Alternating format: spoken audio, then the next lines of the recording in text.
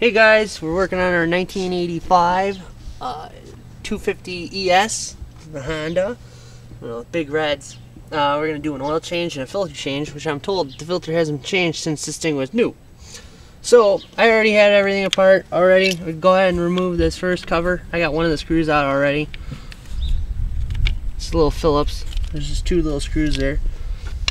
Okay, and then go ahead and proceed to remove the other little 3 bolts that are on this thing holding this cap on. If your cap hasn't been removed in a while, it's probably going to need to be a screwdriver or something. I turned mine like this and pried behind it, pulled it out. The O-ring gets a little stuck, but there's a little filter. I got my new one on eBay. And then just go ahead and put the new one on, push it in, make sure the O-ring goes in all the way, or we're just going to have leaking problems. And go ahead and start re-screwing in your new 3 bolts. I believe they're 8mm.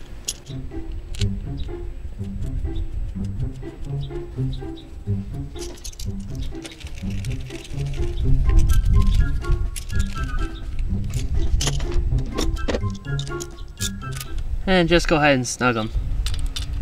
Not a lot of torque needs to be put on them, just because they're tightening down an O-ring. It's already should be pretty sealed.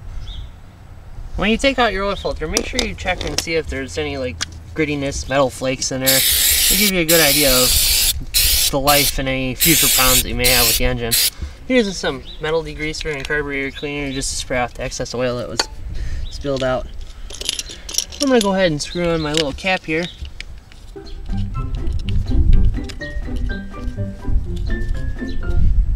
Same with these screws, just snug them. They don't have to be real tight. Just make sure you don't want to have them come out and you could lose them out on the trail, or going through a mud bog or something like that.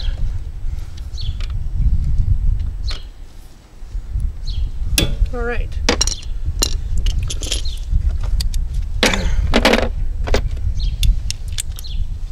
I'll go ahead and reach underneath.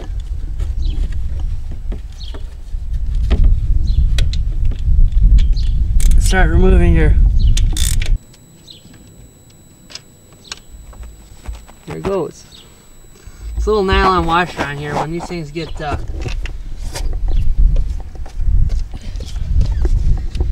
damaged, they don't want to seal. So if you have a problem with leaking, check that.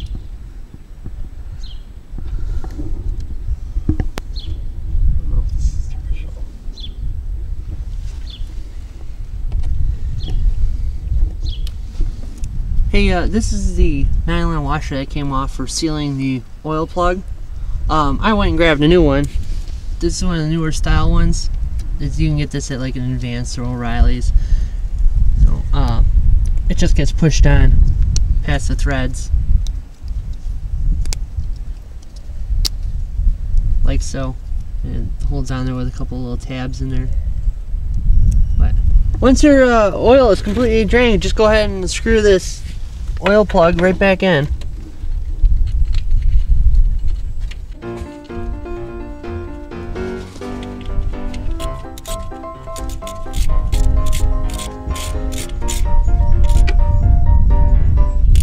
You don't want to over tighten it, because it'll pull the threads right out of the aluminum case. So you just want to snug it.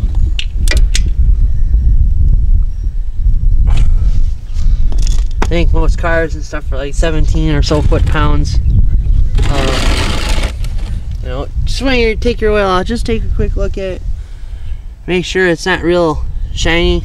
What you see on there is kind of normal. But when we're done with that part, go ahead and remove your dipstick.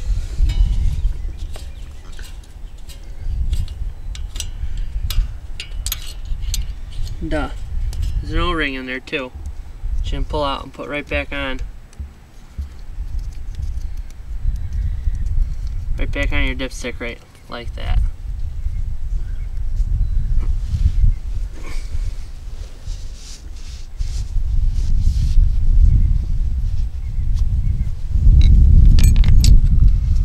Okay. we're gonna put 10 weight 30 in here now that our oil has been drained. Our plug is back in. Make sure you put the plug in, because I've had it plenty of times where I forget to put the plug in and it goes right on the ground. The capacity on this machine is 2.5 quarts. So we're just gonna go ahead and add, you know, half of this. Make sure you don't overfill the funnel. 4 quarts is left. We still gotta put in quite a bit more oil.